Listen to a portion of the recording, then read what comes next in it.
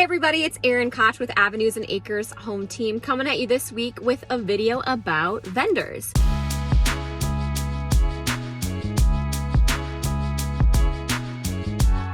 When you buy a house, there's always going to be people you need, whether it's movers, plumbers, electrician, HVAC people, radon installation, pest control, all of those sorts of things. The best resource for you to reach out to as far as finding good connections to these type of people would be your realtor.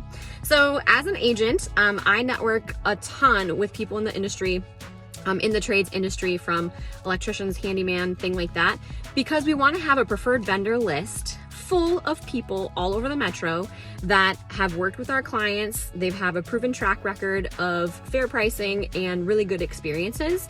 So if you're about to start a project or you don't know who to call, reach out to your agent first. They will definitely have someone in their pocket for you, or at least give you a couple people to shop around with to get estimates and pricing and things like that. So hope everyone is having a great week, and we will talk to you soon. Bye.